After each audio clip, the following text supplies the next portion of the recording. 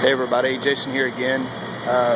In addition to calls about the mums and how they're looking and holding up in the heat, we got some calls too about the poinsettias, which we started planting this week. And here are the poinsettia cuttings today. As you can see, they look great. Nice healthy plants.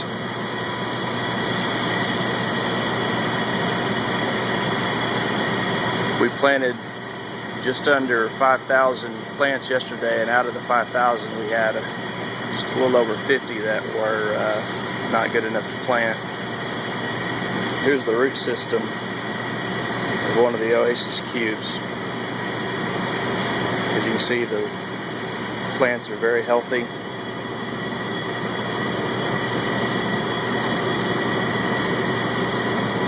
You see where the roots are coming out of the top of the cubes. So all of them are rooted well, looking good. Planting this week, and I'll post pictures of the crops after we get them planted later. Thanks for stopping by the blog.